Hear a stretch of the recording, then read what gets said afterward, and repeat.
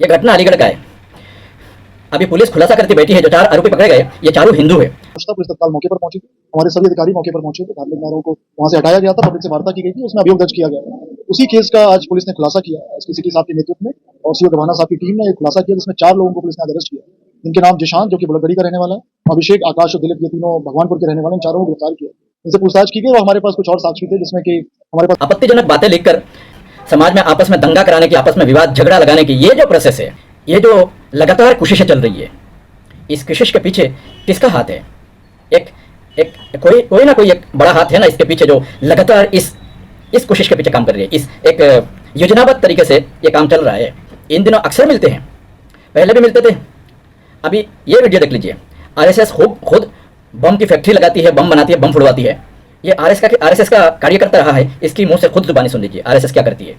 पार चले जाओ, यानी पार जाके वहाँ के आम जो मुस्लिम है उसको मारो, कांड करो। वास्तव में क्या जो तय हुआ था ट्रेनिंग कैंप में, 2-3 दिन जो ट्रेनिंग हुई थी, रवि देव आता था, राखी धावड़े, ये लोग मिलके आते थे, सिखाते थे सब कैसे बम बनाना। टाइमर बम था, घड़ी वाला होता है, जो कांटे से घूमकर जोड़ने से ब्लास्ट होता था। हमने ऐसे सिखाया जाता था। फिर उसी ढंग से उन्होंने फिर जगह जगह पर उन्होंने कहाँ पर रखना है, जहाँ पे मुस्लिम मारे जाए, ऐसा टारगेट उनको दिया गया। अब उन्होंने जाके कांड करवाए। तो मतलब ये जो तो मैंने क्लियर मेरे ये जो बाद में मालेगांव वाले जो लोग थे और ये लोग अलग अलग, ये जो पुरोहित वगैरह लोग थे, हाँ, ये ग्रुप और आपका ग्रुप, ये काम की सुरक्षा की दृष्टि से ऐसा किया जाता है वास्तव में। अच्छा, लेकिन है सब है, हैंडल करने वाला संघी है ना, भाजपा ही है, इंद्रेश कुमार है, मिलिंद पांडे है, तो रवि देव, राकेश धावड़े, सबके लिंक है ना सभी से, क्योंकि ये एक काम की सुरक्षा होती है, ताकि एक ही आदमी ग्राउंड, ये मोहरे है, प्रज्ञा पुरोहित, राकेश धावड़े, जितने भी आरोपी हैं, ये वास्तव में कौन है? ये मोहरे है, ये मरते हैं अंदर, उनको कोई फर्क नहीं पड़ता। अभी थोड़े टाइम तो बचाएंगे, इनकी सरकार इनको कोई फर्क नहीं पड़ता। इनको अभी इनका आक्रोश बढ़ गया, इसलिए इनको बचाया गया है। अगर नांदेड़ केस में क्यों नहीं सरकार अपील में गए? क्या हुआ कोर्ट में? नहीं, अभी ये जो अभी निकाल लगा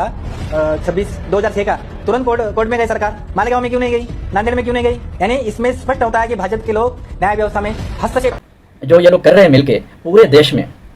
मुझे एक मुसलमान का स्टेटमेंट उठा के दिखा दो जिसने कभी कहा हो कि हिंदू देवी देवता खराब है, हिंदू देवी देवता के विरुद्ध एक स्टेटमेंट मुझे किसी मुसलमान का उठा के दिखा दो कहीं से। मैं चैलेंज करता हूँ।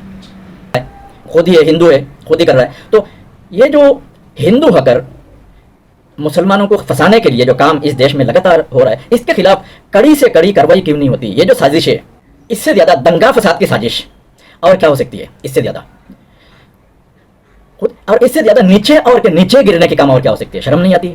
शर्म नाम की चीज एकदम है नहीं तुम्हारे में। शर्म से डूब बनना चाहिए ना। वो जो सियासत कर रहे हैं इस बारे में, इन लोगों ने नाक में दम कर रखा है एकदम से सियासत के लिए, इस देश को सिर्फ और सिर्फ कुर्सी पाने के लिए, सिर्फ और सिर्फ कुर्सी के कीड़े, नजायज के औलाद, गंदे नाली के कीड़े ये लोग हैं। यही लोग हैं, गंदा नाली का कीड़ा ये लोग। इन्हें आप और क्या कह सकते हैं?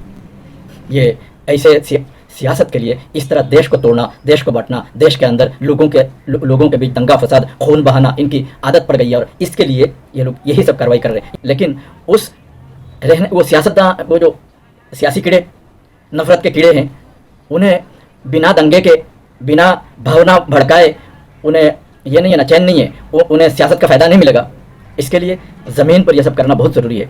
उसी के पीछे लगे हुए हैं और उसी के पीछे उन्हीं का बनाया हुआ डिपार्ट है, बाकायदा एक विभाग है, वो विभाग काम कर रही है। और ज़मीन पर अक्सर हर 2 दिन के बाद आपको दिखेगा कोई हिंदू मुसलमान बनकर किसी को धमकी दे दिया, हिंदू मुसलमान बनकर किसी कहीं गाय का मांस फेंक दिया, मुसलमान बनकर कोई पोस्टर चिपका दिया, मुसलमान बनकर कुछ कर दिया, पकड़े जाते हैं। उसके बाद पता चलता है ये हिंदू ही ये कर रहा है, मुसलमान नहीं कर रहा।